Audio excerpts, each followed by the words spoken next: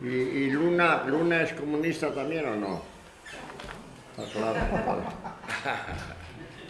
Bueno, daros las gracias por haber venido en este día tan espléndido. Algunos os habéis tenido ahí la amabilidad de venir.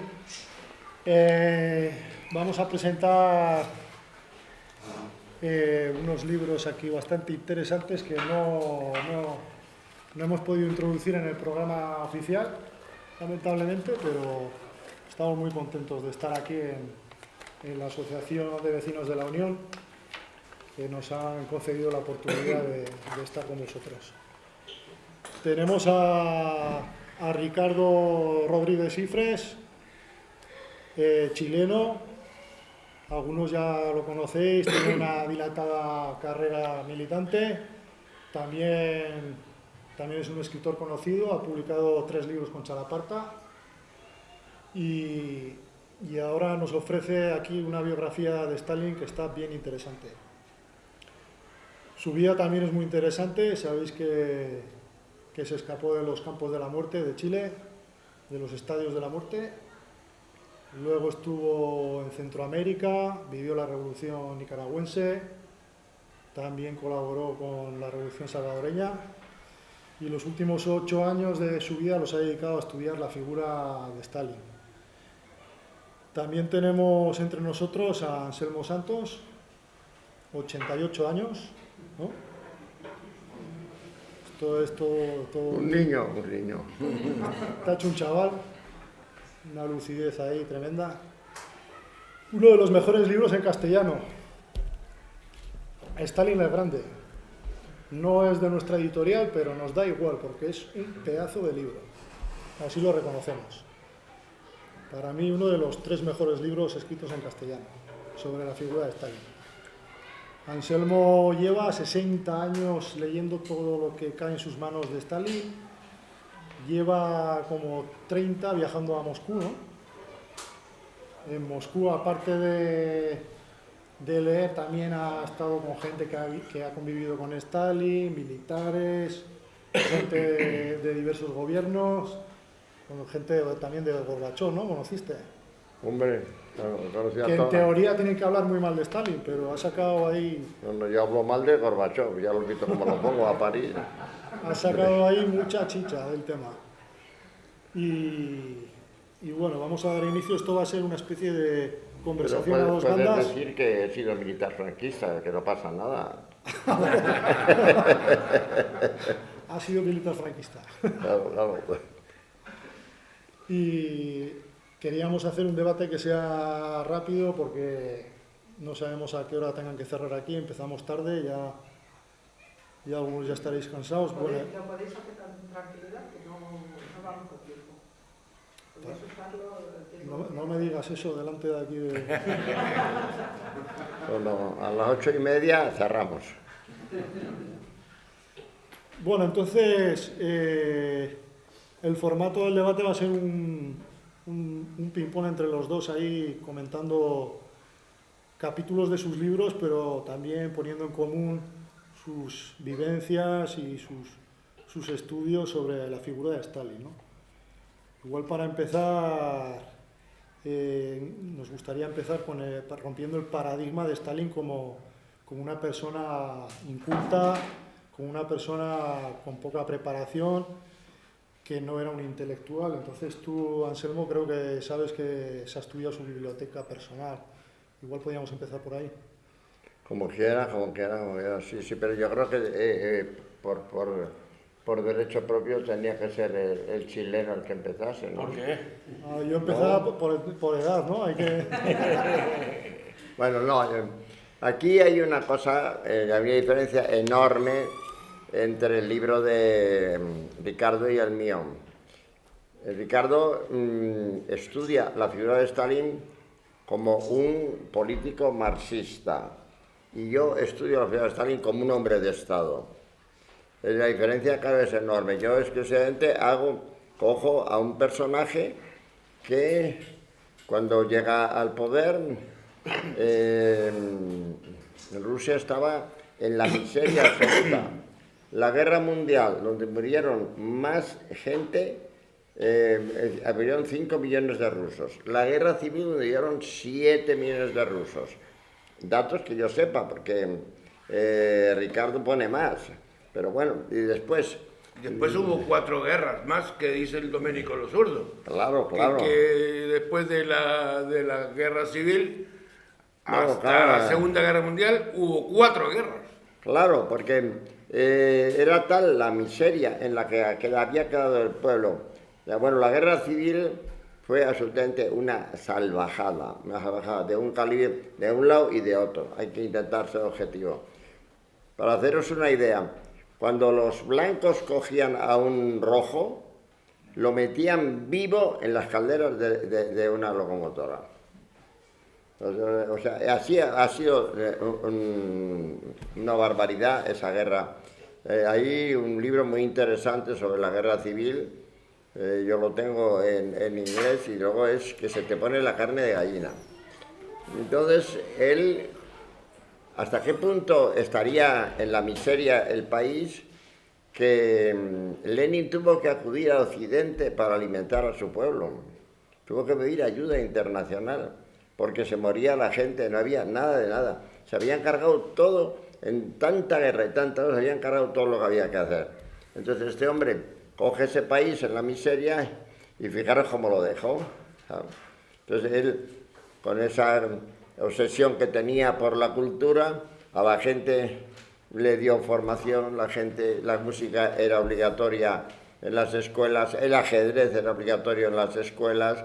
En plena guerra mundial construyó 34 palacios gigantescos para música y para danza, entre ellos el de Novosibirsk, que es el palacio de ópera más grande del mundo, más grande que la Scala de Milán. Una cosa impresionante, solo ver aquel escenario y la maquinaria que hay detrás. No. Entonces, claro, a mí lo que me llamó la atención de Stalin fue eso, la capacidad para hacer tanta cosa. O sea, para educar al pueblo, para reconstruir el país. Claro, hemos tenido que luchar contra opiniones muy negativas sobre la colectivización y sobre la industrialización y sobre las purgas, y etcétera, etcétera. Pero yo prefiero, de verdad, dejarle la palabra otros 5 minutos a Ricardo, y después me parece que lo mejor es que ustedes pregunten. Es mucho más divertido, ustedes pregunten y no les importa meterse conmigo, ¿eh? No pueden meter, con este señor no, ¿eh? Ellos no se pueden meter, ¿eh? Porque este es un santo y a los santos no hay que meterse con ellos. Gracias. Bueno, hablar de Stalin no es fácil. No es fácil hablar de un hombre que asumió la dirección de un país gigantesco,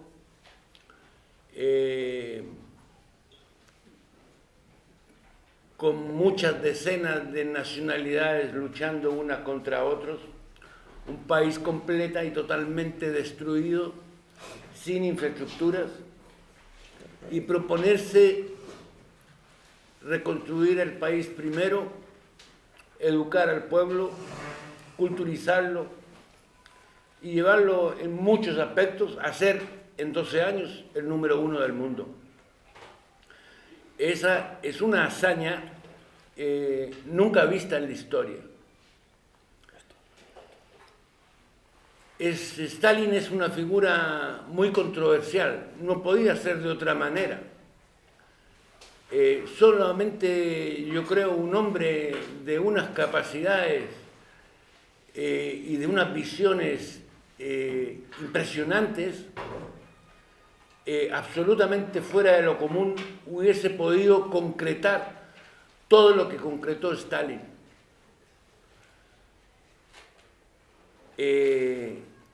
El país, como decía Anselmo, quedó completamente destruido después de la guerra civil.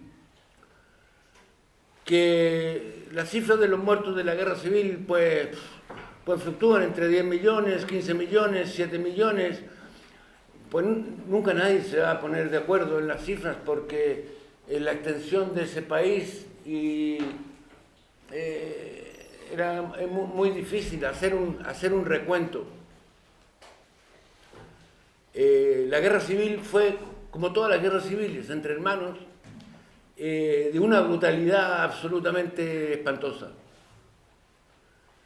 Stalin fue un comandante de grupos de ejércitos muy grandes durante la guerra civil. Es allí donde la figura de Stalin empieza a ser valorada en la Unión Soviética. Y para que un caucasiano, un georgiano, llegase a esa posición en un país como Rusia, era una cosa también insólita. Después, el famoso autor italiano Domenico Lo Zurdo dice que después de la guerra civil en Rusia hubieron 4 guerras. La guerra por la colectivización, la guerra por la industrialización, la guerra al interior del partido. Era una posición que empezó a remontarse a partir de los planes de Stalin, considerados imposibles de llevar a cabo por muchos sectores al interior del Partido Comunista y por sectores de mucha influencia que estaban al margen del Partido Comunista, pero que tenían un tremendo poder. Yo creo que todo lo que hizo Stalin fue, 1, necesario y 2, legítimo, dentro de las condiciones que vivían ahí. Naturalmente que las medidas que tomó Stalin hoy día no se podrían tomar, quizás en ningún país. Muy difícil. Pero en esa época el contexto era completa y totalmente diferente. La capacidad de trabajo de Stalin era una cosa también asombrosa. Era un hombre que trabajaba unas 18 o 20 horas diarias, en horarios insólitos también. Se iba a la cama Stalin a las 6, a las 7 de la mañana, dormía hasta 9, 10 de la mañana y de ahí nuevamente al trabajo. Durante la guerra, esa situación llegó a ser insoportable para muchos de sus asistentes principales y muchos de sus generales. No resistían el trabajo a que los sometía Stalin y no había otra alternativa. Con los nazis encima, con los nazis ocupando un tercio completo del país, los japoneses amenazando, realmente todas las medidas que tomó Stalin durante la guerra fueron legítimas y fueron muy necesarias. Fueron medidas apoyadas por todo el mundo. Por los que mandaban en el mundo, Churchill y Roosevelt. Se nos olvida, pero Churchill también tomó medidas severas en Inglaterra para combatir el fascismo. También en Estados Unidos, Roosevelt metió a todos los japoneses en campos de concentración y ahí estuvieron algunos hasta los años 50. Nadie dice nada de esos campos donde fueron confinados los japoneses.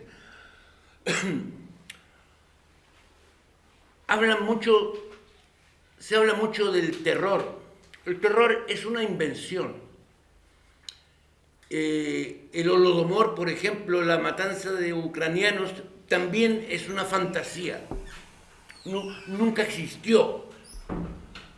A mí me ha realmente sorprendido mucho, no solo las mentiras en los libros, el nivel de mentiras. Porque yo que he leído bastante historia, pues yo sé que mienten en los textos. Un 5%, un 10%, un 15%.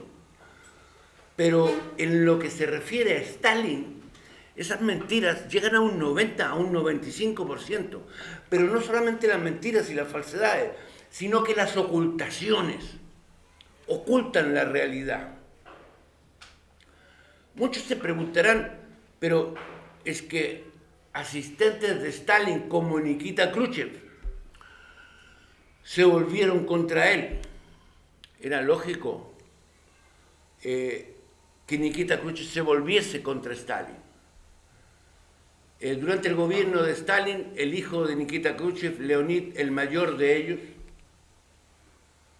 que era piloto de guerra, desertó en su avión, aterrizó su avión en un aeropuerto controlado por los nazis, se entregó a los nazis y estuvo durante bastante tiempo haciendo declaraciones y poniéndose al servicio de los nazis.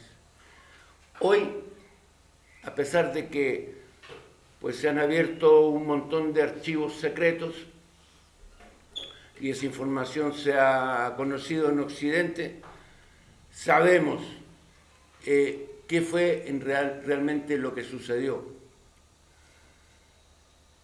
Que un hijo de un alto dirigente, miembro del Comité Central y compañero de Stalin desertara hacia los nazis en plena guerra, era un asunto muy grave que había que resolverlo. Por lo tanto, Stalin dio la orden de capturarlo, atacar el cuartel donde lo tenían detenido en condiciones óptimas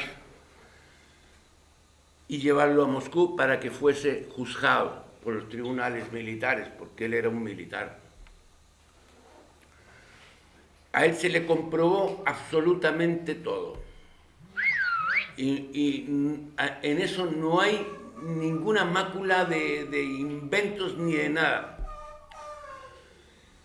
El propio Nikita Khrushchev se arrodilló ante Stalin, que Stalin lo regañó y le dijo que se levantara, que cómo era posible que estuviese arrodillado, para que Stalin intercediera ante el buró político para que no llevase a efecto la sentencia de un tribunal por fusilamiento.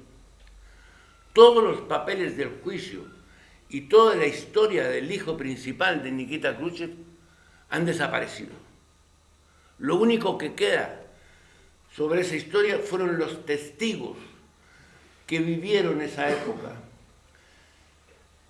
El hijo de Leonid Khrushchev fue juzgado, condenado y llevado a un bosque en las afueras de Moscú para ser ejecutado. Y allí fue fusilado. El fusilamiento lo presenciaron mucha gente del ejército que todavía está viva y que hoy día pues, pueden hablar. En realidad,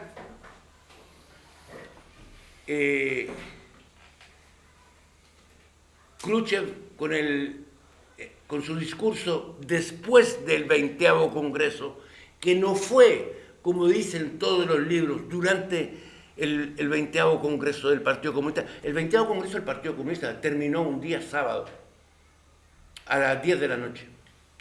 Esta famosa reunión con el discurso de Khrushchev fue el día domingo. El Congreso estaba terminado. Y el Congreso, en esa reunión, asistió por gente invitada con pases especiales. A mí me contaron que de los que participaron en esa reunión donde Khrushchev hizo su famoso discurso, denigrando a Stalin y mintiendo de forma descarada, a la salida del Congreso se suicidaron 19 personas que participaron en esa reunión. De ahí lo que hay en la Unión Soviética es un camino al precipicio. En eso, mi opinión personal es que Stalin falló lamentablemente en preparar un equipo de recambio de altura que continuase con el desarrollo del socialismo. El país estaba preparado para eso, tenía las bases, tenía una cantidad de industrias y una cantidad de planes de explotación de minerales, de petróleo, de gas, etcétera, que con un buen equipo que los tenía Stalin, pues no supo resolver esa situación. Yo concuerdo con mi compañero Anselmo, conversando con él, que después de la guerra Stalin ya no era el mismo Stalin. Stalin empezó a decaer en términos de capacidad física y en términos de capacidad mental. La guerra le pasó una factura a su salud brutal, pero absolutamente brutal. Y fue delegando un montón de tareas en gente como Khrushchev, como Mikoyan, como Suslov y otros que estaban ahí en el Comité Central.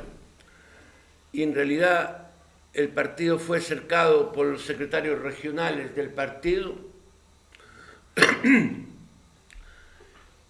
hasta el momento en que Gorbachev subasta todo lo que tenía, todo lo que había hecho Stalin y todo lo que había hecho la Unión Soviética, lo subasta al mejor postor y entregan toda la economía al capitalismo. Y eso es lo que vemos hoy día en la URSS. Muy bien, entonces, ahora, Anselmo Santos, tú en tu libro, todo lo que está diciendo Ricardo, igual los procesos de Moscú los abordas desde otra manera, ¿no? No te cortes, que no te vamos a... No, si yo no me corto. Ricardo justifica los procesos como si los procesos fueran absolutamente limpios, porque él reproduce las declaraciones de los que estaban siendo juzgados. Bueno, yo lo veo desde otro punto de vista. Las purgas eran imprescindibles. Eran absolutamente imprescindibles porque lo que tenía Stalin era una colección de grupúsculos que le habían estado dando la lata toda la vida.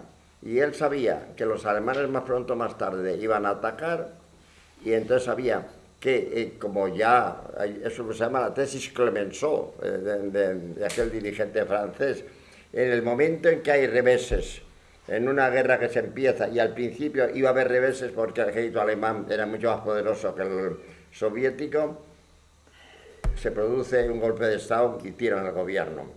Y eso hubiera supuesto inmediatamente la destrucción de Rusia. Entonces las purgas eran necesarias. Ahora, ¿cómo se consiguieron las declaraciones? Yo ahí ni entro. A lo mejor no les pegaron, pero claro, a lo mejor no les pegaron nada, ni unos azotes en el culo, ni nada. Pero lo que sí no hay ninguna duda es de que los tuvieron durante días enteros sin dormir, y al final ya harto dice que me peguen un tiro que no aguanto, ¿no? Ellos salían allí al tribunal y tenían todos la pinta estupenda, les ponían pastitas y tal. El show estaba muy bien organizado. Stalin aprendió mucho de nuestra Inquisición. Pero bueno, ¿te parece que pasemos a que nos pregunten cosas o quieres decir tú más cosas todavía? Dos aclaraciones y dejamos que los compañeros pregunten. Los juicios fueron enteramente justos. No solamente por las declaraciones de los que fueron juzgados. O sea, lo que dice Bukharin, que era un tipo de un poder tremendo dentro del partido, y los asistentes de Bukharin. Pero Bukharin, ¿quién era Bukharin? Bukharin era un tipo que desde muy joven tuvo una trayectoria tremendamente ondulante. Era un oportunista, era un socialdemócrata. Stalin eso lo sabía. Si Bukharin llegaba a la casa de Stalin se tiraba 2 meses, atendido por su señora. Y entonces conversaban de a 2 y 3 días. Los juicios también los vieron todos los embajadores que habían en la Unión Soviética en ese momento. Todos. Solo de todos los embajadores y de los cónsules que habían en la Unión Soviética. Todos, absolutamente todos, menos uno, que era un embajador de no me acuerdo qué país, dijo que los juicios no eran justos.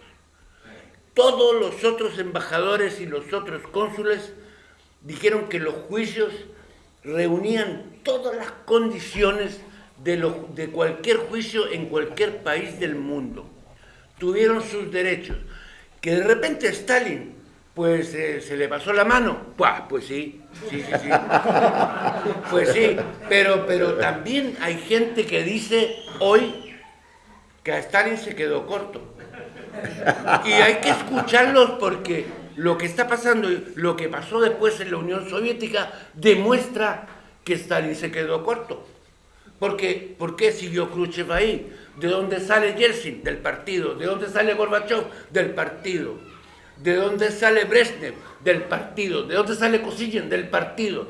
¿Y esos por qué no los fusilaron a ellos?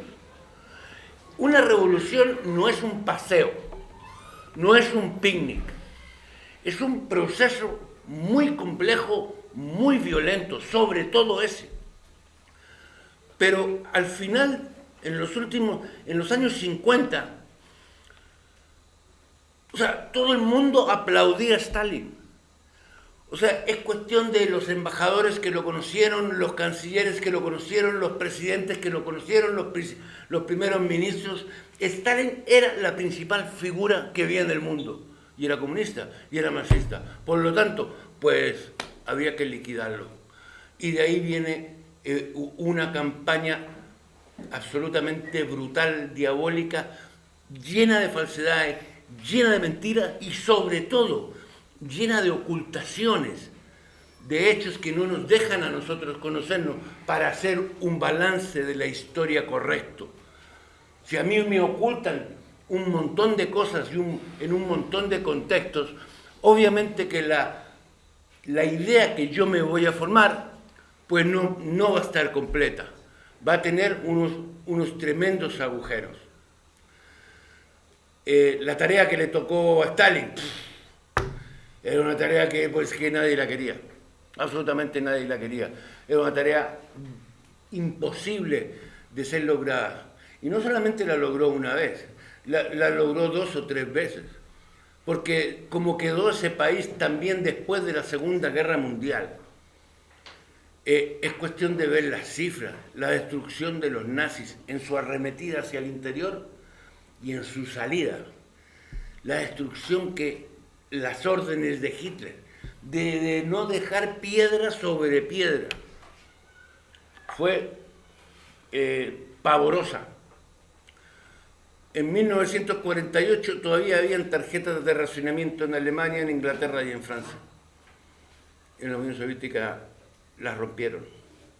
En 1948, 3 años después de terminar la guerra, se levantó Rusia de nuevo, la Unión Soviética. Entonces, juzgar a Stalin por las cosas malas que hizo, que seguramente hizo algunas, pues sí, hubo injusticias, yo eso lo reconozco. Quizás mandaron fusilar gente que no deberían, pero responsabilidades de Stalin sobre eso, ninguna, pero ninguna. Stalin no era un dios que abarcaba todo el inmenso diámetro que tiene la Unión Soviética. O sea, él no podía saber lo que estaba pasando en el Pacífico, en la Manchuria, en los Urales, en Siberia, en el Cáucaso, donde había mucha gente atornillando al revés, ni se enteraba de Stalin, porque le llegaban todo deformado. Entonces, yo creo que se ha magnificado inmensamente algunos de los errores de Stalin, yo les llamo errores, y se ha ocultado muchísima información. Yo soy absolutamente convencido, después de haber leído un poco sobre el tema, de que todas las medidas que tomó Stalin fueron legítimas y fueron muy necesarias. Vale. Cuando queráis preguntar... Venga, preguntando.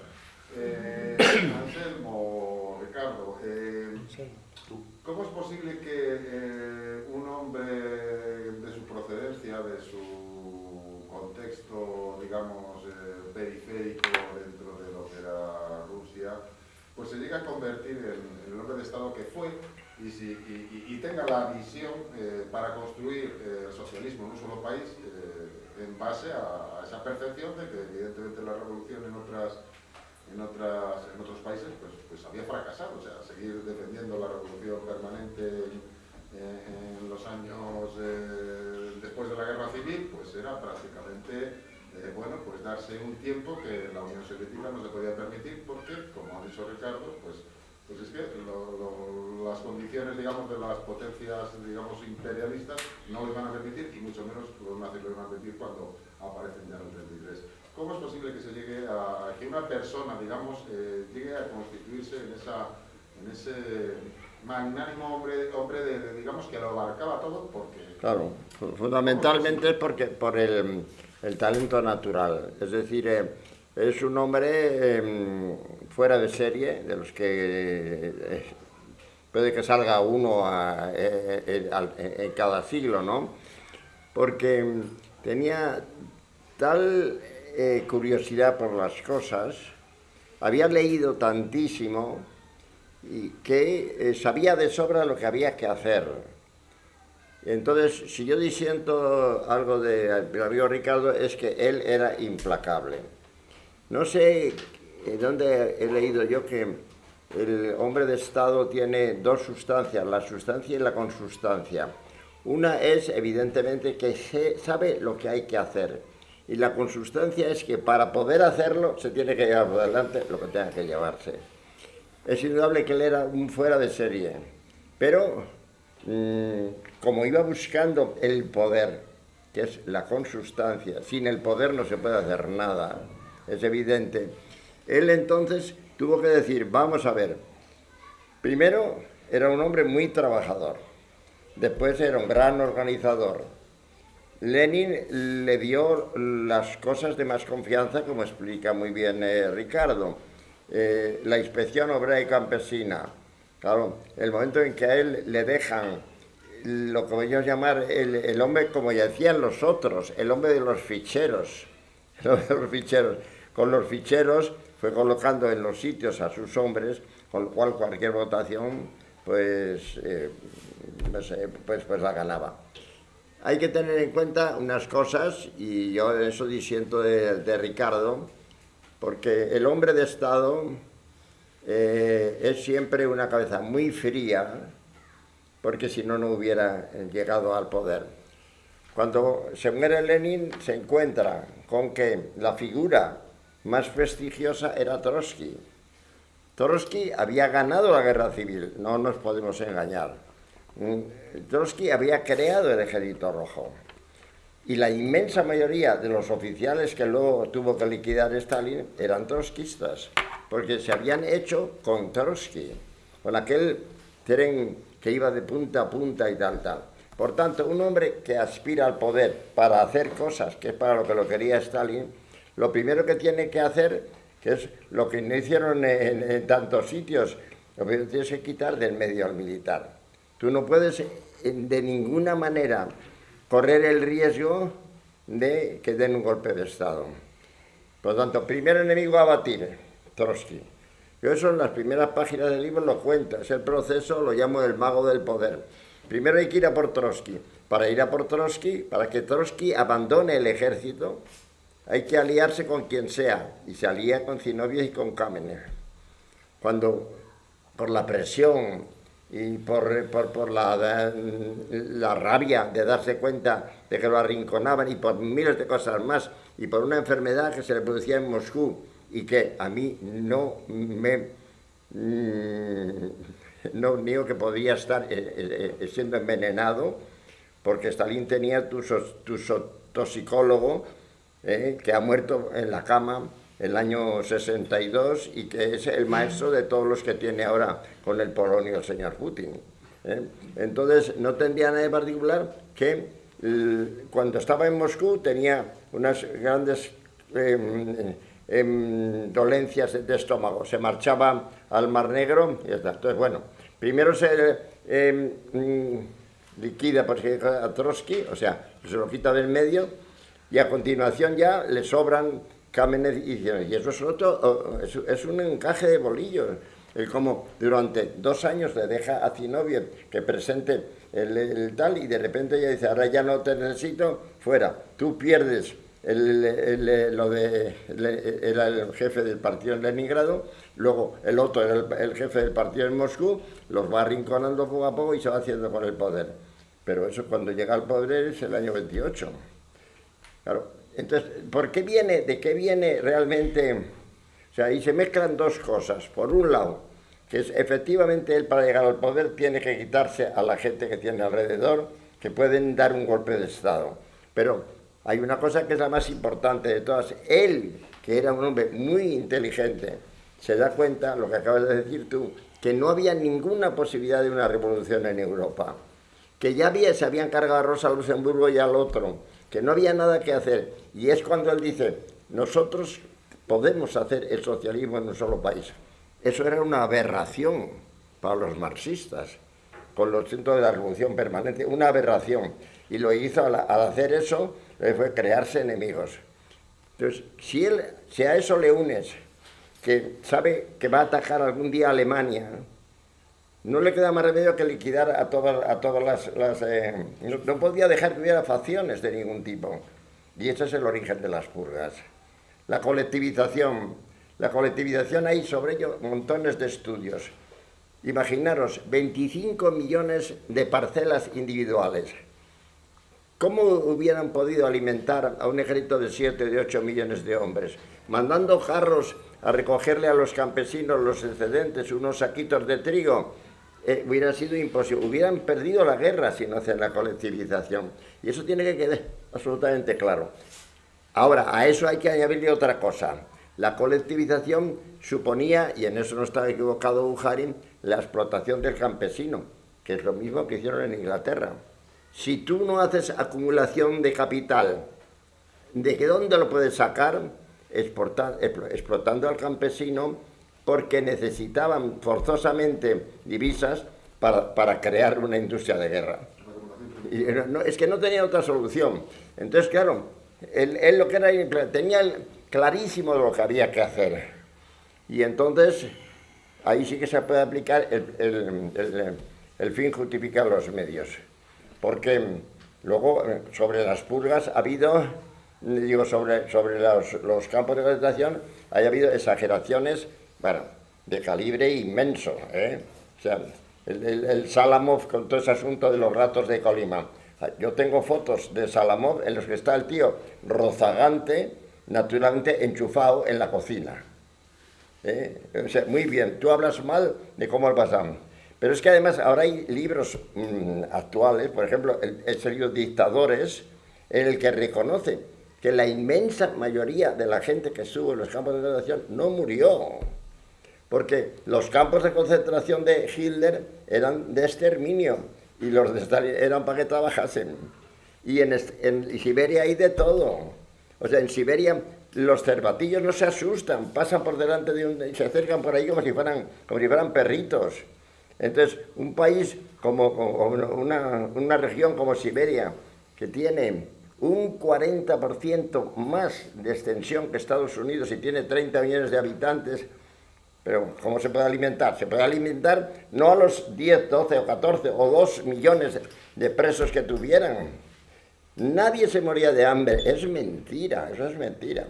Pero lo que sí tenía claro Stalin es que solo podía ganar la guerra si todos aquellos que podían dar un golpe de Estado eran eliminados. Y lo que yo cuento ahí es que grupo de Bukharin, tal, en total 800.000 tíos. Vale, ahora va Alex, luego Susana. Yo creo que hay que distinguir dos cosas, ¿no? Está por una parte los procesos de Moscú, y aunque hay una relación, son locales distintas, y luego el gran terror, ¿no? Del año 37, 38, por ahí, ¿no? Y yo quisiera una mayor clarificación sobre eso, ¿no? Porque parece ser, ¿no?, de que hay gente que fue juzgada por posiciones políticas, que fueron juicios políticos. Y, hombre, hay mucha gente que lo refuta, yo creo que Ricardo lo refuta, incluso el Grover Fur ha escrito un libro, Los Amagables de Trotsky, donde habla de eso. Entonces yo quisiera más comentarios sobre esto, porque esto se refleja en la película esta de Misión en Moscú, ¿no? La película más magistralista que produció Hollywood, donde es una realidad que había una conspiración, que había atentados, que había sabotaje. Entonces, que yo no... Otra cosa es que luego hubiese gente inocente que fuera ejecutada. es otra historia. Pero, vamos, que yo no creo que fueran juicios políticos, ¿no? O sea, había acusaciones sobre hechos reales, ¿no? Venga. A mí no me importa contestar. Si no limpias una casa todos los días, se te acumula la basura. Está muy bien. Pero eso es de perogrullo. Esto está muy bien. Está Pues, muy bien, muy bien. Muy bien. Y además es verdad que es eso lo que hizo. Por lo tanto, Stalin coge un partido y coge un país con una burocracia pequeña, chatita, pero muy en oposición a las políticas que tenía Stalin. Yo me pregunto, ¿qué otra política podía haber desarrollado Stalin? Ninguna otra. Stalin solamente, yo creo, tenía una sola alternativa, viendo a los nazis y viendo a los fascistas cómo se estaban preparando. No tenía más alternativas. Stalin no creyó en los quintacolumnistas que tenían, sino hasta que matan a Kirov. Cuando asesinan a Kirov, se convence de que hay no un grupo, sino que varios grupos organizados por todos lados que quieren el poder. Y el poder era una cuestión que Stalin no estaba dispuesto a transar. Él podría transar cualquier cosa, menos el poder. Pregúntenle a Mao si alguna vez se le ocurrió transar en el poder. Jamás. A Fidel, nunca. Nunca. ¿Acaso Fidel lo mandó a fusilar a un montón de compañeros que estuvieron con él en la Sierra Maestra? Muchos compañeros míos que estuvieron en la cárcel conmigo, que estuvieron en el estadio conmigo. Cuando volví a Chile yo los veía todos manejando unos Mercedes-Benz y puros BMW. Y me decían, ¿y tú, Lucio? Pásate para acá, loco. ¿Qué seguís hueveando con ese marxismo y todo eso? Ya no existe. Aquí, loco, mira, si te pasáis para acá, termináis de embajador, loco, 12.000 euros al mes en coche, Mercedes-Benz.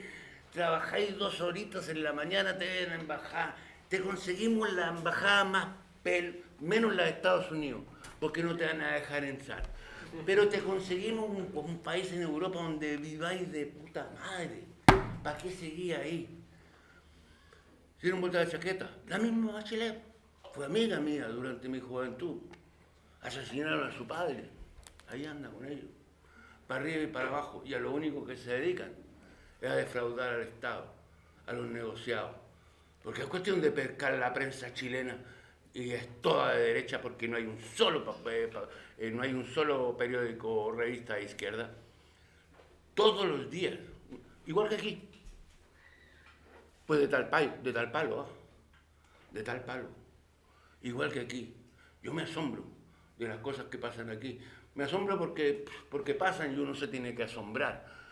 Pero es natural, es absolutamente natural. Bueno, si ese lo hace, ¿por qué no lo voy a hacer yo? Pues si lo hace ese también, ¿por qué no? Mira ese pa. En los juicios de Moscú, la opinión más categórica, a mi juicio, sobre la visión de los juicios de Moscú, la produjo el embajador norteamericano en ese momento en Rusia. Sí, Davis, sí. Bueno, pero Davis era un poco tonto, ¿eh? Bueno, se lo tragó todo, a ver, se lo tragó todo, bueno, no sé, nosotros, él discutió mucho, tiene muchas cartas a su hija, muchas cosas, en realidad, y nosotros conocemos los 3 juicios de Moscú más el juicio de los militares. O sea, ¿alguien me va a decir que Tukhachevsky no estaba metido en ninguna conspiración? Hombre, él asistía a reuniones con los nazis, pero a reuniones con los nazis. Sí, lo acusaban a cada rato, están probadas sus reuniones. El Benes, el presidente de Checoslovaquia, son ellos los que los acusan, fuera de que... Disiento, y para eso estamos aquí, para disentir. Bueno, vale. No. Ya. No, yo te digo, Primero, los militares es uno de los temas que a mí me ha interesado más porque soy militar. Claro, ¿cómo no me va a interesar ese tema? Yo procedo de la academia. Tuchatevsky, en primer lugar, era trotskista, porque había llegado a donde había llegado gracias a haber sido un hombre brillante en la guerra civil. Toda la gente que le rodeaba también eran trotskistas. Todos esos generales que había alrededor de Tuchatevsky eran trotskistas porque procedían, es decir, como aquí la mayor parte del ejército sigue siendo franquista, porque ¿dónde han hecho carrera? Pues con Franco, pues ahí están. Entonces, ¿qué sucedía?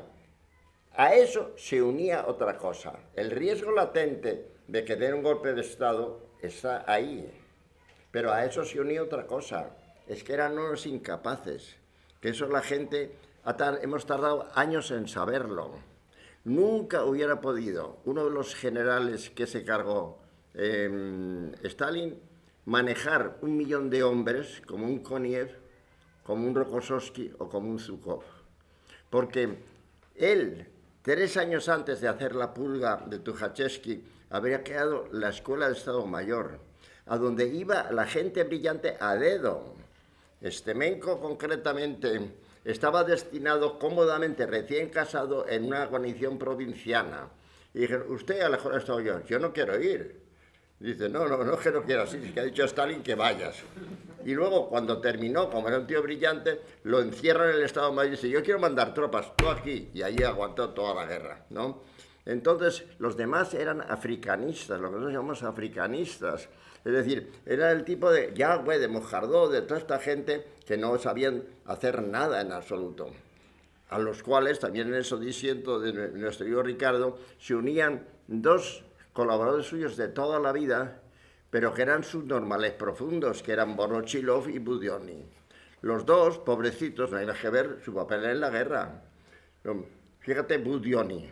Cuando Budionni, que está en los cuentos de Babel, iba con el sable así, con la caballería roja, era un mito completamente. Pero la primera vez que hubo una maniobra de tanques, se entusiasmó tanto que saltó de la tribuna, se subió al primer tanque y se puso tan nervioso el conductor que se metieron en un embalse.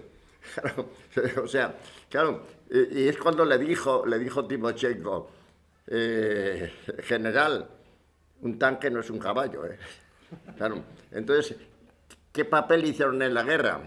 Bueno, el Budionni terminó siendo el jefe de la remonta donde preñaban a las yeguas, o sea, que decir que eso es lo que hizo durante la guerra. Y Vorochilov se lo tuvo que quitar de jefe del ejército porque no valía para nada, claro. Entonces,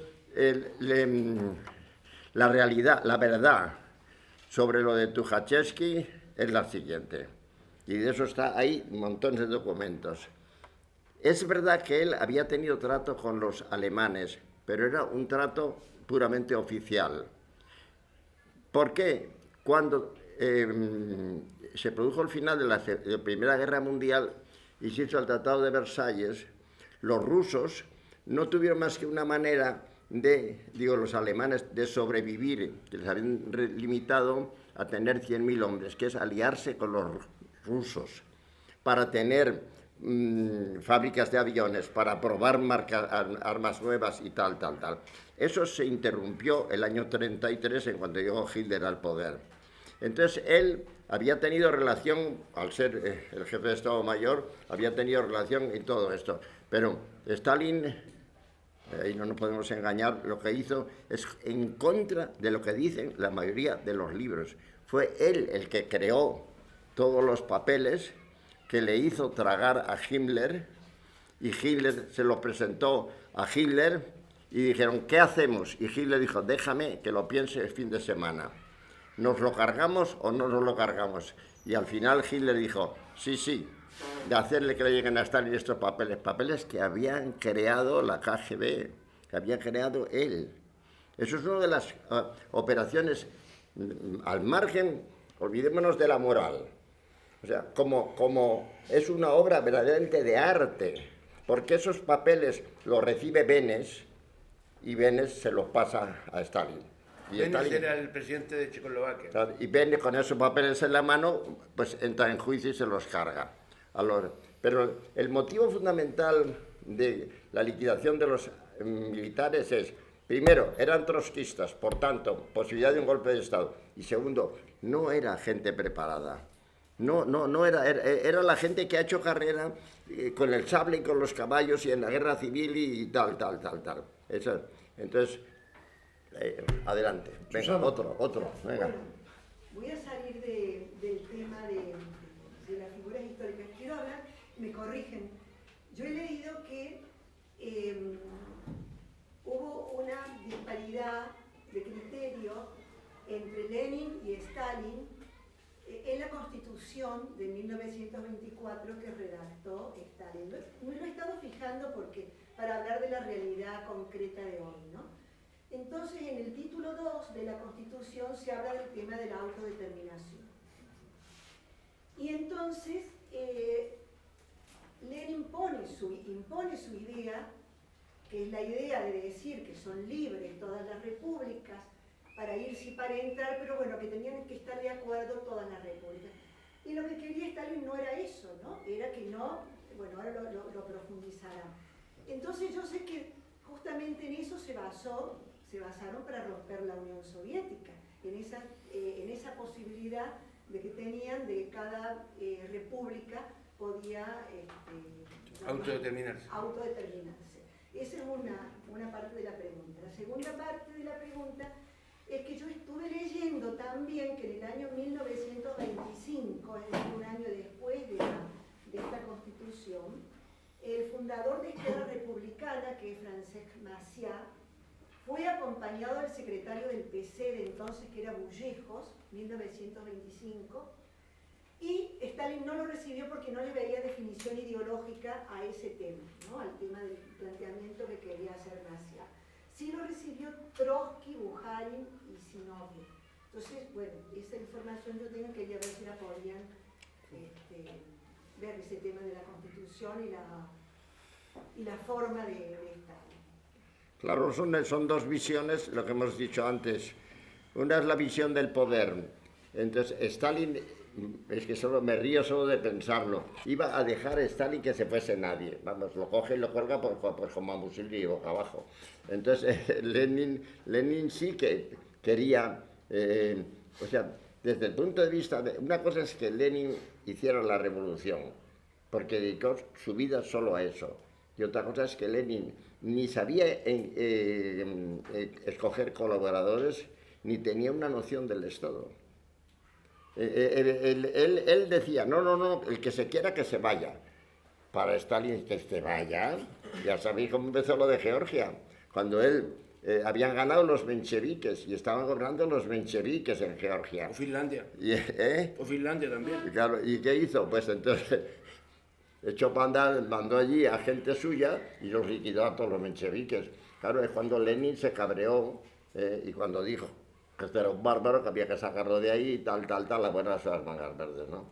Eran dos visiones diferentes completamente. Era, si quieres, más humana la de Lenin. Es decir, el que quiera que se vaya. Y para estar en que se vaya, se va nadie. Adelante. Yo quería preguntar, centrándonos en la figura de Trotsky, sabiendo... ¿Cómo? Centrándonos en la figura de Trotsky, sabiendo toda la evolución que tuvo desde que se creó el Partido Socialdemócrata y toda la progresión que tuvo, ¿cómo estuvo tanto tiempo, que a mí me parece que estuvo demasiado tiempo, rondando por esos lares? No le he seguido. Que cómo ¿Cuánto aguantó tanto Trotsky tiempo tantos para ti? años la dirección del partido. A mí me parece que... No. O sea, durante la construcción del Estado socialista yo creo que... O sea, sí, tiene cosas... No, Trotsky duró 10 años ahí. Llegó el 18 y se fue el 28. Sí, pero... Pero él dice que es mucho. No, si lo que pasa es que Trotsky también eso diciendo, no hay que olvidarse, Trotsky era...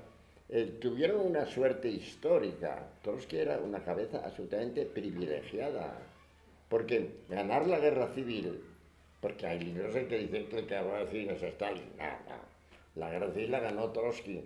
Entonces Lenin tenía, el que crea el Ejército Rojo, el que crea el año 18 es Trotsky.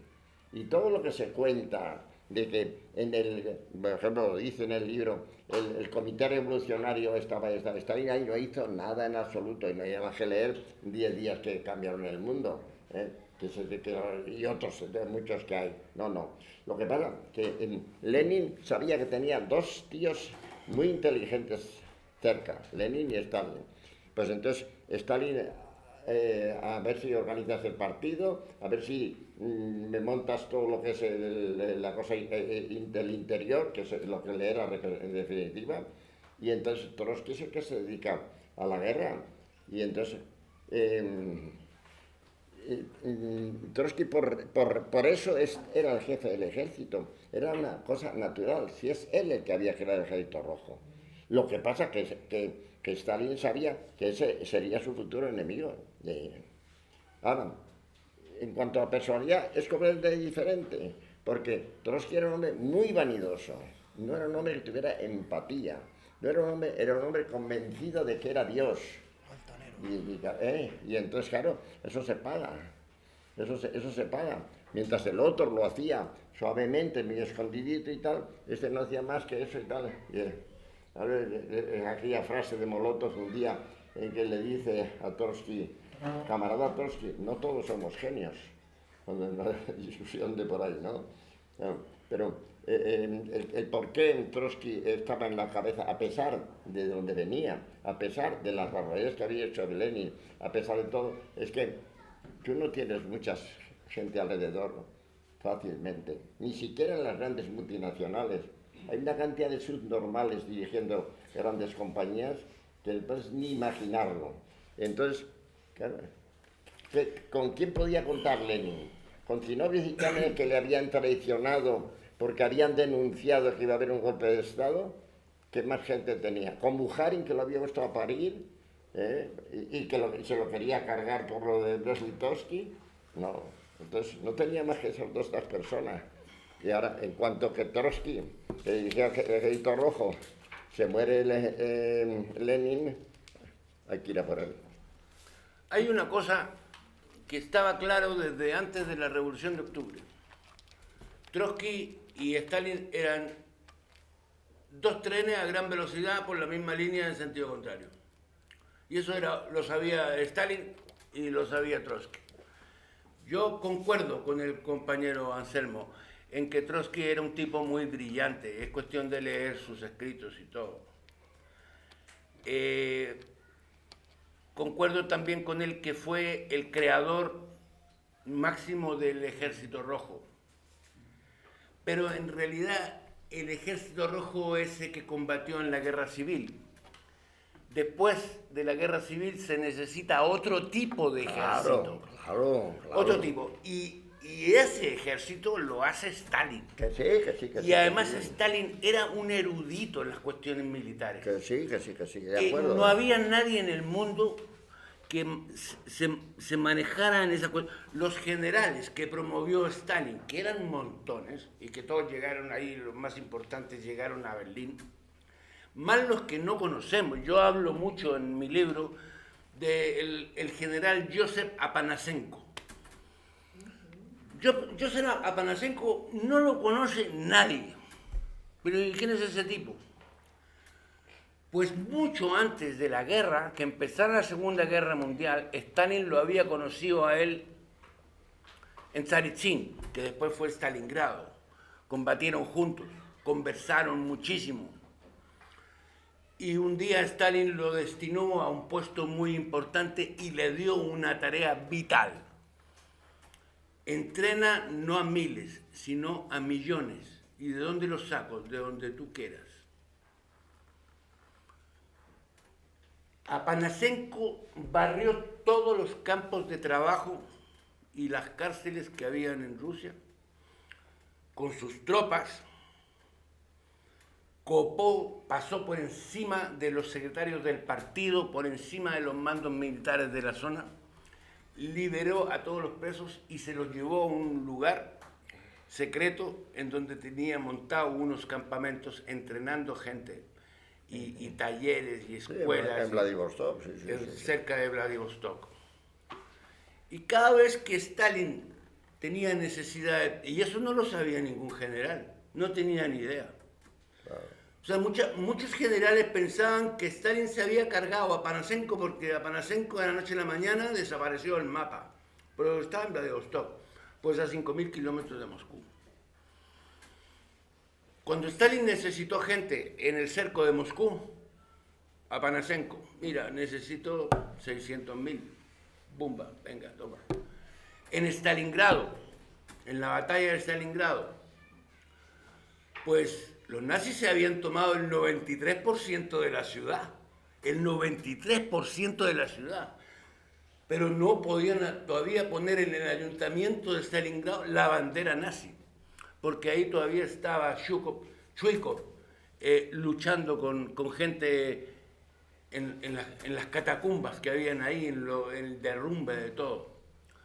Pues, ¿qué hizo Stalin? Llamó a Panasenko mandó otros 600, 700.000, que los tenía súper entrenados, con temperaturas de 40 grados bajo cero, llegaron con sus uniformes todos forrados de piel, con buenas botas, con buenas armas, bien entrenados, le hicieron unas bolsas al general, después mariscal von Paulius, y los metieron a todos en una trampa, y todos a caminar a Siberia. Pues el gran terror, así, yo creo que esa es una cifra que no refleja. Yo creo que si tú preguntas a la gente común y corriente en Moscú, en Leningrado, en Stalingrado, en todos lados, gran terror les parece pues un vocablo que no refleja la realidad. La gente no se daba cuenta de lo que estaba pasando. ¿Que Stalin defendía el poder? Pues sí, con Tukhachevsky, con todos los generales, que tampoco fueron muchos. O sea, de 400, 500 generales, cargarse pues a 9, a mí no me parece una cifra como para ponerse a llorar. Algo más de 9. No, bueno, algo más de 9, No, pero fueron juicios militares. No, se han dicho burradas, ha hablado, bueno, hay libros... no. Bueno, hay libros que dicen que Stalin mató 20.000, 30.000 y tal. No, Solzhenitsyn dice que Stalin mató a 110 millones de personas, sí, en circunstancias que eran 140. O sea, y la gente va por ahí creyendo en una cosa así, o sea, cuestiones así. El mismo Solzhenitsyn. O sea, ¿cómo es posible que un tipo como él siga vivo? Siguió vivo después de Stalin. Siguió vivo. Era un traidor, era pronazi, era fascista, era adorador de los zares. Eso era como Rocco Varela, una cosa así. O sea, era un tipo peligrosísimo. Pues Stalin no le dio ni siquiera una cachetada. Es más, cuando lo encontraron ya reiteradamente haciendo propaganda en favor de los nazis en las trincheras soviéticas, en el Ejército Rojo, y lo arrestaron y lo juzgaron y lo condenaron a un campo de trabajo, Stalin estaba totalmente enterado de esto. En el campo de trabajo a Solzhenitsyn le dio cáncer en el estómago. ¿Saben lo que pasó? Pues lo sacó del campo de trabajo, se lo llevó a Moscú, lo operaron, lo dejaron vivito y coleando y entero, rebosante de salud, y lo devolvieron al campo de trabajo. Y en el campo de trabajo todos dicen que vivía como un rey. Y después escribe un libro que es Los Gulags. O sea, es que no se sostiene. Bueno, te interrumpo un poco, solo para hablar de este pájaro. Pero ese pájaro, pues, mira, yo no sé cómo es posible, y después lo expulsan de la Unión Soviética y se dedica por todo el mundo a desprestigiar a la Unión Soviética y a contar puras mentiras, y se hace multimillonario. Sí, que sí. No, este pájaro lo que le pasó es lo siguiente. Él escribe una carta a un amigo en el que criticaba algunas cosas, pues que por siempre falta en un ejército, que no llegaba al correo, que el cura no estaba allí o lo que fuese, ¿no? Cualquier cosa de ese tipo. Y entonces lo engancharon. Pero él declaró que era físico nuclear. Era matemático, nada más. Claro, y se lo creyeron. Y entonces Stalin a los sabios los tenía, lo que llamaban ellos, las prisiones académicas. para que trabajasen. Entonces nunca pisó un campo, él no ha cogido nunca una pala para levantar una tal, sino que todavía lo tal. Y luego para ser lo que es un traidor. Pero bueno, Todos los generales soviéticos dicen que han leído el libro, que es una fábula, el archipiélago Gulag. Son puras mentiras, son puras mentiras. Y lo dicen los mismos generales que ni siquiera eran estalinistas. Sí, que sí, que sí. Venga, otro. Venga. ¿Quién era? Te toca, venga. A ver, soy el que toca. Bueno, yo no te escribo mi opinión. Y bueno, a mí me lo comentó compañero. No, era simplemente una cosa técnica que tenía que parar un momentito para que no le cortara a él la pregunta por la mitad, ¿vale? Entonces está grabando la charla. No, di. No, di que estabas hablando, dilo. Bueno, yo, entonces, ahí tengo dos preguntas. La primera, son principalmente para el SEMO también, aunque Ricardo, si quieres también, por dos cosas que has dicho. A mí, cuando has contado un poco todos los movimientos que hace Stalin para evitar o quitarse de mérito los que podían hacer un golpe de Estado, yo por temas del centenario de la Revolución Central he estado leyéndome las actas de los congresos del PQ, y entonces yo me encontré con cosas como, por ejemplo, que al Comité Central lo elegían todos los militantes del partido a un hombre de un voto. Entonces, ese nivel de democracia no me encaja mucho con un plan maquiavélico en el que una persona puede ir moviendo fichas como si aquello fuese un ajedrez para cargarse de tal, que entiendo que se puede hacer, pero me gustaría saber si podéis contar cómo se hace eso dentro de un partido en el que se practica la democracia interna de esta manera. Y luego, lo que has comentado de Joseph Davis, embajador americano, de que era tonto y tal, en el libro de Davis, él cuenta cómo habla con ingenieros norteamericanos que están en la Unión Soviética, que le dicen los ingenieros americanos, aquí se están produciendo sabotajes, y cómo él se extraña, se escandaliza de que el gobierno soviético no tome medidas más duras ante ese volumen de sabotajes hasta el momento en que matan a Quito. Entonces yo no sé si Davis, que era uno de los pocos diplomáticos occidentales que se dio cuenta de lo que eran los nazis antes de empezar la guerra, era tonto, si todos los ingenieros que también denuncian eso eran tontos también. Son dos cosas diferentes. Una, es evidente que había sabotajes, pero esos son anteriores a las purgas generales, cuando se hacen los juicios de los saboteadores. No se puede industrializar un país sin traer grandes managers, y entonces están ahí los libros sobre la creación de magnitogors y tal, son ingenieros americanos. Entonces es evidente que toda esta gente no quería que triunfase la Revolución Soviética. Entonces ahí sí, para mí en ese momento ha habido juicios, y yo llego a creer que esos juicios sí han sido correctos. Ahora, el motivo fundamental de las purgas es la amenaza que era total y constante de que Alemania atacase, y él sabía que solo se ganaría la guerra si tiene a un pueblo unido, como se unieron absolutamente, porque esa es una de las habilidades de Stalin, ser capaz de unir a gente de tal origen tan distinto, y todos juntos en las trincheras. Igual estaban los uzbecos que los otros, de tal, todos ahí. Entonces, las purgas tienen fundamentalmente un motivo, y es: no puedo aceptar que aquí haya pequeños opúsculos, pequeños o grandes. ¿Por qué? Porque todos los partidarios de Zinoviev y de Kamenev y de Bukharin y del otro, el de Balzac, en el momento de los primeros rebeldes se hubieran levantado y hubieran tenido toda clase de disturbios y de movilizaciones en la calle y tal, y eso a ver cómo lo para cuando tiene que atender al frente. Entonces él fríamente dice: esto hay que arreglarlo. Respecto a la otra asunto del Comité Central, eso es otra de las habilidades de Stalin. Lenin había aceptado que en las papeletas de votación, las candidaturas, la gente pudiera borrar el nombre y poner al lado otro nombre. Entonces, en el famoso congreso del año 34, el congreso de los vencedores, del 34 o del 37, yo no me acuerdo. Entonces, en ese había 2.200 delegados. De esos 2.200 delegados votaron a favor de Stalin solo 900. Y aún así... bueno, él había puesto un grafólogo en la secretaría donde iban los votos, con lo cual le era muy fácil saber quién había tachado su nombre, quién era el que había puesto otro nombre, si tienes un grafólogo que está viendo la letra de la gente.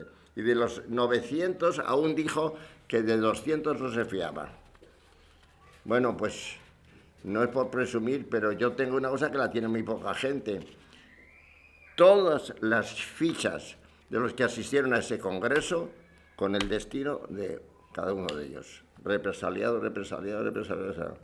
O sea, de ese congreso quedaron vivos y eran 2.200, 700.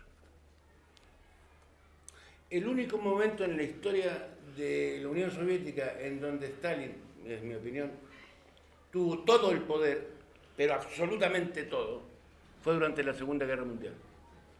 Claro. Antes no tenía todo el poder. La gente de Leningrado tenía mucho poder. La gente de Moscú tenía mucho poder. Pero ya los había echado a todos. No, bueno. El año 30 ya los había echado a todos. Pues entonces, ¿para qué hizo los juicios? Hombre, claro, no, pues había echado a todos. Había echado a los dirigentes, pero estaban ellos los otros ahí. No, los juicios fueron los dirigentes. Y fueron a juicio. ¿Por qué no se los cargó? Pero sí, Ricardo, si eso está claro. Era tal la cantidad de panfletos, si es que no se puede entrar en los archivos de Rusia. Todos estos grupúsculos tenían imprentas, panfletos semanales, los otros todos metiéndose con Stalin. Y llegó un momento que Stalin dice, ¿yo así voy a ganar una guerra? No, yo digo, hay que quitar a toda esta gente de aquí. Entonces, eso es lo que podríamos llamar el gran terror. El sabotaje es brutal en la economía que estaban construyendo. O sea, todos construyendo un país y montones de grupos, muchos antagónicos entre ellos, envenenando las aguas. El ganado bovino, todos muertos. Las vacas, todos muertos. La mitad de los caballos, todos muertos. Bueno, pues esos eran los gulags, los gulags. Y los que estaban contra Stalin. O sea, una destrucción de la economía que no lo acepta ningún gobierno en el mundo. Acepta que te vuelen las fábricas, que te envenenen las aguas, que te quemen los sembrados, que te envenenen las semillas, que te roben las partidas cuando van los carros o los trenes con los sueldos para pagarles a los obreros, o sea, o a los campesinos. Ningún gobierno del mundo acepta eso. Y llegó un momento en que la gota rebalsó el vaso. O sea, Stalin, a partir del asesinato de Kirov, pues mira, se pone firme y empieza a recoger a toda la gente que estaba ahí, que no eran disidentes solamente, porque una cosa pues es que tú pues tengas otra opinión, tengas otro plan, apoyes otra cosa. Era una disidencia súper violenta y súper... Hombre, querían cargárselo, claro, querían matarlo, eso está claro. O sea... Bueno, a ver, compañero, a ver...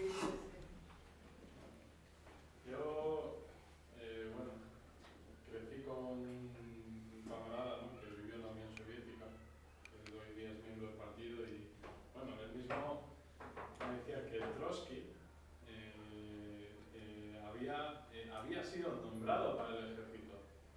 En principio, Lenin, él abole el ejército, el servicio militar, pero cuando ve lo que se le viene, establecer el servicio militar obligatorio.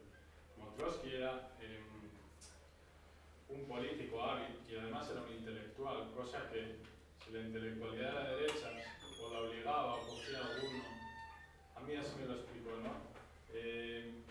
¿Hasta qué punto estáis vosotros de acuerdo con la versión? Porque es verdad que Trotsky era un agitador, pero cuando ya estaban los ejércitos en Siberia de Kolchak y de Nikin, que eran dos nobles, casi acabados, Trotsky manda las tropas para otro lado. Llega un momento que el mismo Lenin destituye a Trotsky, porque incluso formó un montón de debates dentro de la guerra. ¿Cómo veis esa historia vosotros dos? Bueno, no solamente el destituye a Trotsky en ese momento, también lo destituye después en Brest-Litov. En Brest-Litov, Trotsky no acepta las directivas del gobierno. y es el principal delegado del gobierno en las conversaciones de paz. Se supone que si a ti te mandan a negociar una paz, pues tienes que negociar la paz y no ponerte a forjar otra guerra. Trotsky mandó muchísimos generales zaristas recalcitrantes a ayudarle a Stalin en Stalingrado. ¿Qué hizo Stalin? Lo fusiló a todos. O sea, una vez que los vio en acción, vaya ayuda, que el método está, pero es una guerra civil muy violenta. Y o eres tú o soy yo. Entonces, Trotsky puso el grito en el cielo porque se había cargado a 10 generales, los metió en un bote ahí sobre el Volga, y cuando estaba en la mitad del Volga, ¡bumba!, cañonazo. Se fueron todos, pero eran todos. A ver, ¿qué pasó en Rusia con el ejército ruso? ¿Qué pasó? Tú eres militar, defiendes mucho a los militares. ¿Qué pasó ¿qué pasó con el ejército ruso? Con los generales. Unos se fueron del país, se robaron todo lo que pusieron, todo lo que estaba ahí, y se fueron a Estados Unidos, a Canadá, a París, a Checoslovaquia, a Italia, se fueron para todos lados, un montón, o sea, estamos hablando de varios cientos. Ese fue un grupo. Otro grupo siguió peleando adentro, pero por el zar. Los que mandaban el ejército blanco eran todos generales zaristas, se quedaron a pelear. Y a otros les dijeron, tú, tranquilo, pásate a los rojos, te esperas ahí, te camuflas ahí, y cuando llegue el momento te llamamos. Tukhachevsky y toda la gente estaba en ese plan. No, pero... Esa es mi opinión. Tukhachevsky era pues, la fiesta que existía a Tukhachevsky le ponía. Y cuando le ponía, se iba de lengua. Como casi todos los que le ponen, se van de lengua. Y entonces lo pillaron a Tukhachevsky muchas veces. Que Stalin fabricó esos papeles, se los entregó a la Checoslovaquia.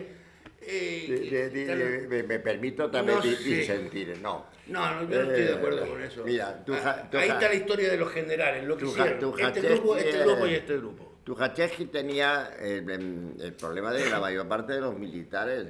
Es decir, él tiene una visión del mundo muy corta, es la suya de su... Entonces, además de eso, era un parlachín. Y además de eso, él sabía que el enemigo era Alemania y se metía donde no se tenía que meter. Porque estaba siempre, él y todos los demás generales que luego se cargó Stalin, estaban constantemente sacando en sus programas, en las órdenes del día, de los cuarteles, hay que ser fuertes y tal y cual, templando el acero. Hay que templar el acero porque tenemos ahí el enemigo que es Alemania. Y Stalin se daba cuenta que no podía pactar con los demócratas y que al final tendría que pactar con Alemania. ¿Y qué es lo que le dijo un día Molotov? Ahí tengo un grupito de generales que se meten donde no les llaman, tengo que acabar con ellos. Eso es histórico. Es decir, y por otra parte, con respecto a los generales que utilizó Trotsky, pues es un problema que pasó en la Revolución Francesa. ¿Cómo arreglas el que gente que sabes que es del otro lado está a tu servicio? Poniendo los comisarios. Eso es un invento de los franceses, no es un invento de Stalin. Tú tienes el comisario que te está diciendo si son o no son. Ahora, en eso Stalin era mucho más intransigente, se fiaba mucho menos de ellos. Y entonces, en esa guerra civil tan feroz, cuando estaba precisamente él en lo que luego fue Stalingrado, pues ahí hizo lo que acaba de decir Ricardo. Dijo, bueno, se acabó, la vamos a ganar por cojones, hablando mal y pronto. Aquí, a esto me los liquido a todos, ¿eh? Y en cuanto a lo de Trotsky, pues yo ya solo os digo una cosa. A mí los intelectuales no me gustan nada. No hay ningún intelectual que haya valido nunca para nada en la política. O sea, aquí tenemos ahora mismo los opositores esos que han hecho tantas oposiciones, mira cómo están intentando resolver el problema catalán. Son unos bestias. Entonces, el intelectual, voy a poner un ejemplo, Herrero de Miñón. Herrero de Miñón es un tío de una gran cultura, pertenece a 40 academias y te da igual. Políticamente, ¿qué ha hecho? Hacer faenas, nada más que hacer faenas. Entonces, el intelectual no vale para la política, no vale por exceso de sabiduría.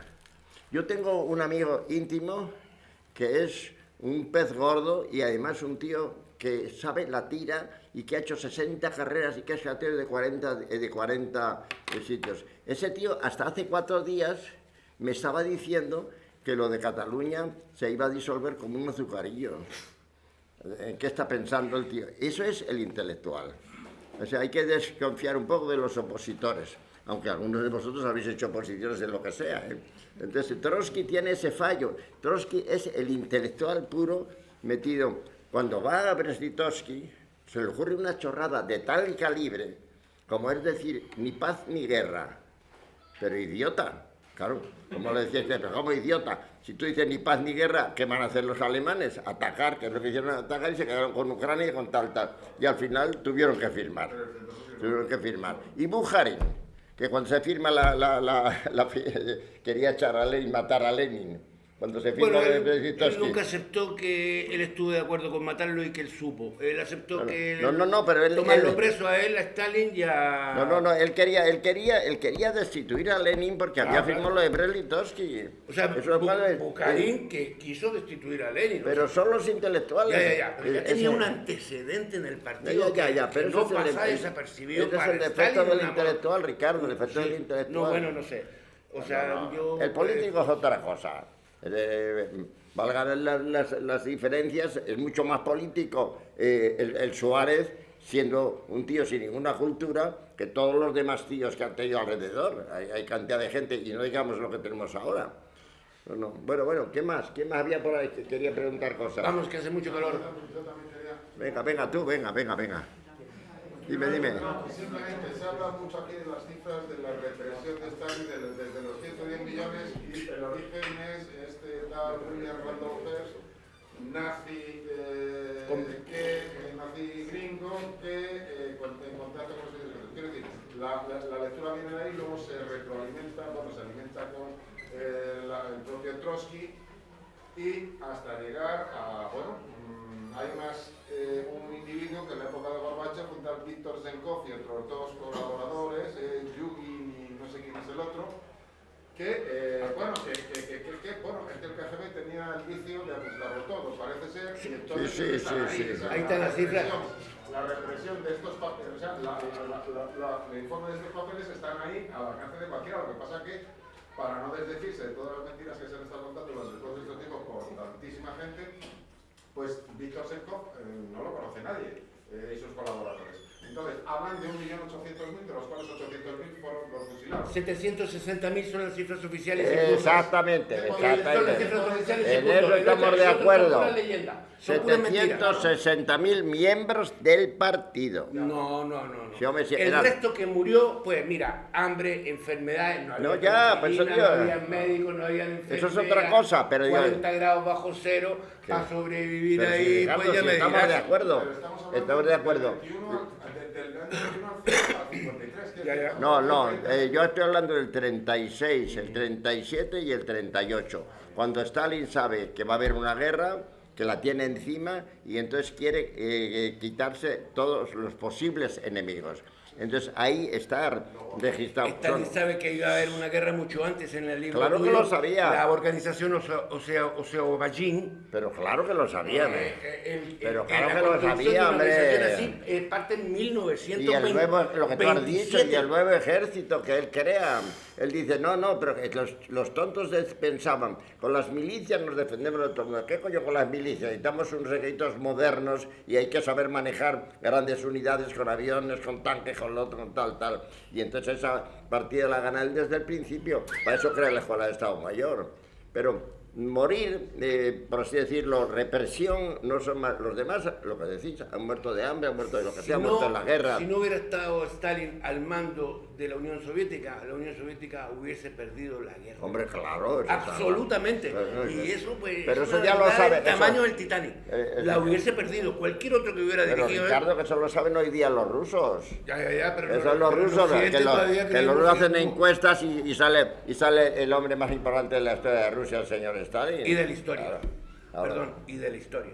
O sea, yo creo que no hay ningún tipo más importante en la historia que Stalin. Hombre, de la historia... De la historia, o sea, dime otro que haya hecho todo lo que hizo Stalin. Ninguno. No hay ninguno. Imagínate la Virgen de Fátima, por ejemplo. No. Para Ricardo, es que, a ver, no cabe duda de que ningún dirigente es perfecto. Estamos de acuerdo que era un señor implacable, frío. Yo creo que el mayor criterio para juzgar a un revolucionario es si es justo. ¿No? Muy Si bien. tiene, digamos, Muy bien una hecho. cierta moral. Entonces, a mí, en otra charla que diste, me sorprendió mucho lo que comentaste sobre su hijo, que pudo haber sido salvado. Y yo creo que eso merece la pena. Pero ¿cómo lo va a salvar? Y tampoco lo salvó Monjardó, hombre, no, pero eso no se No, puede hacer. No, pero... Stalin pero dice, lo ¿cómo voy a cambiar ofrecieron yo? muchas veces Pero a ¿cómo voy a Stalin. cambiar yo un capitán por un mariscal? Incluso patrullas puede. españolas que andaban cerca del lugar y que sabían dónde estaba Yakov, el hijo de Stalin, pues, ¿qué iba a decir el pueblo soviético? Que él No, se dejar, encargaba... hombre. No. Oye, yo hubiera hecho lo mismo, ya digo, pues que se lo carguen. Porque cuando le dicen, te devolvemos al niño si nos das a Von Paulus, hombre, ¿cómo va a hacer eso Stalin? Hombre, pues que se carguen al niño, no pasa nada.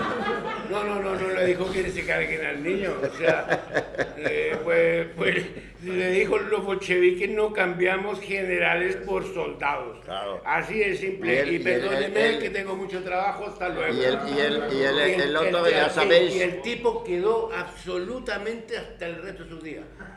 Hasta el resto de sus días el tipo quedó, pero... Después hubo generales de Stalin que se pasaron al bando enemigo, el Blasov. Hombre, claro. El Blasov que manejaba 150, y algunos más de los que no se hablan. 160.000 hombres, hasta que... ¡buah! A eso Stalin no lo fusiló, los ahorcó a todos. No, Pero- a pero- Blasov, ¿cómo? pero a nadie Blasov creo habla. que hicieron con todo su cuerpo, antes de matarlo, hicieron croquetas. Y luego ya lo mataron, Bueno, cuando lo cogieron. bueno, no sé, Claro, pero imagínate si, no habla, si o sea. si Stalin se va a limitar con un traidor como Blasov, se va a limitar a darle un tiro en la nuca. No, hombre, no, esas cosas no se hacen así, hay que martirizarlo un poco más. Bueno, yo creo que estamos... ¿Qué más? Venga, ¿quién más? ¿Alguna pregunta más? ¿Alguna pregunta más? Trotsky, No, Se va la vamos. bolita, se va la bolita. Trotsky no es cierto, bueno, era brillantísimo, capaz, pero claro, evidentemente, aparte de Narciso, autoritario, seguir con el comunismo de guerra, la revolución permanente después de haber acabado la guerra civil, que no es cierto que acaba su propia ruina, digamos, con ese empecinamiento en mantener, digamos, historias que... Sí, no Trotsky, iban- Porque no era un político, lo que hemos Cuando dicho lo met- antes, era un cuando- intelectual. Cuando lo meten a Trotsky en Turquía, en esa isla, y Stalin, el gobierno de la Unión Soviética, le manda $2.500, que serían hoy día 250.000 euros, para que alimente a su familia, si el hombre se hubiese quedado tranquilo, escribiendo algunas cosillas por ahí, algunos panfletos, a Trotsky no le pasa absolutamente nada. Ya. Pero Trotsky se metió en unos forros muy grandes, muy grandes. Se convirtió en un enemigo. Y Pero y sí, Stalin eso tenía ya muy claro pero lo que si ya tenía era que su hacer. enemigo, hombre, Ricardo, ya era su enemigo. Stalin en aquel momento no podía todavía matar a alguien del partido y por eso lo exilia. Y además de eso, le dejó llevarse todos sus archivos. Y quizá lo que nunca esperó es que esa pluma iba a estar constantemente machacándole. Pero a mí eso no me vale como argumento, porque estaría demasiado listo. Él sabía lo que tenía ahí.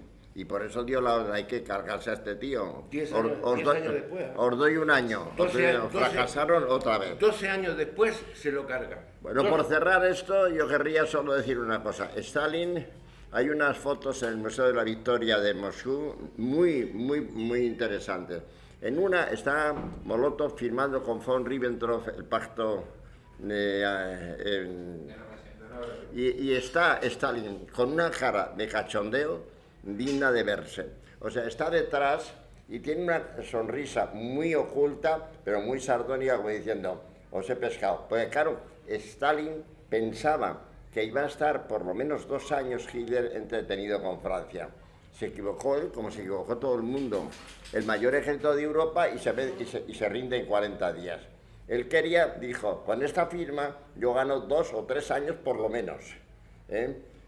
Bueno, pues la otra foto es en el desfile de la Victoria, el 25 de junio del año 45. Stalin tenía muy mala circulación. O sea, se le hinchaban las piernas porque retenía líquidos, ¿no? Y entonces se le ve perfectamente en los vídeos, está bailando todo el tiempo en la tribuna. No es solo el problema de que esté bailando, es que es un anciano. Es que es un anciano. Es una cosa absolutamente, me llama muchísimo la atención. Y entonces a partir de ese momento Stalin empieza a... ya no es él. Ya no es Stalin. La guerra le pasó ya no acierta. O sea, ¿cómo se le puede ocurrir a él ser el primer país que reconoce a Israel, pensando que como los ciudadanos de Israel, en una gran parte, era gente que él había liberado de los campos de concentración alemanes, iban a ser aliados suyos? Cuando se da cuenta de que son aliados de Estados Unidos, imaginaros. Pero los diarios de Israel, el día que murió Stalin, primera plana. Ya. Pusieron, se apagó el sol. Nunca he visto yo un titular más brutal en la historia del mundo. Sí, pero la realidad... Ese tema es muy bueno también. Pero la realidad es que eran aliados de Estados Unidos y lo han sido y lo seguirán siendo toda la vida. Entonces es a partir de ese momento cuando le entra el ataque... Y lo acusaban de antisemita. Bueno, en ese momento se convirtió en un antisemita, no nos engañemos, en ese momento se convirtió en un antisemita furibundo. Bueno, ¿alguna pregunta Le dio más? tanta rabia, tal. A ver, venga. Santiago. Yo quería matizar una cosa. Se ha dicho que creo que ha sido Anselmo Santos, que la figura del intelectual es incompatible con la del político.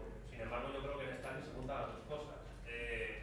No ya solo porque como hombre de Estado pues se puede poner a la altura de sí, pero es que... o de un Alejandro Magno, sino porque tenía obras teóricas y textos que incluso después de la Segunda Guerra Mundial siguió demostrando vamos, que sabía bastante de doctrina de materialismo histórico, de marxismo. Sí, pero lo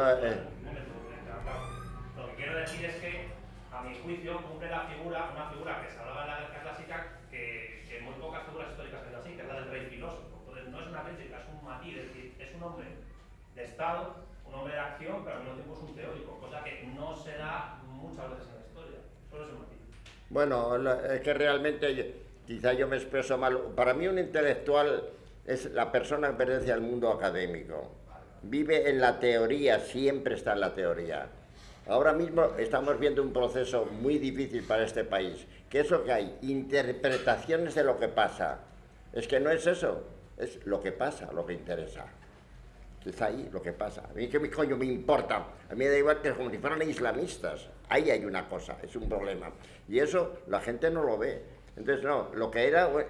otra cosa es que Stalin fuera un hombre muy ilustrado, un tío muy trabajador, un hombre que había leído mucho y sobre todo si fue capaz de leerse los 34 tomos de las obras de Lenin y bueno, no sé cómo ha podido, yo sacaba el tiempo. Lo que decía antes Ricardo, porque él se iba a la cama a las 3 o 4 de la mañana y se levantaba a las 9:30 o las 10 y lo que hacía era descolgar el teléfono y al oficial que estaba de servicio le dejaba estar allí y dice, cae del nuevo, no le decía ni buenos días. Toda la guerra, y son 4 años. Eso pasó en una factura a la salud de Stalin, Claro, pero se ha hecho una mierda, ¿no? Brutal. Ya.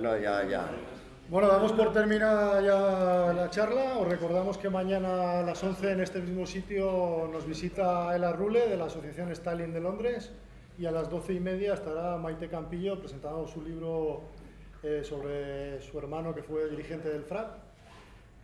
También os recordamos que tenemos los libros de Anselmo y de Ricardo a vuestra disposición. El de Stalin el Grande de Anselmo lo tenemos a 20 euros y los 2 tomos de Ricardo a 35.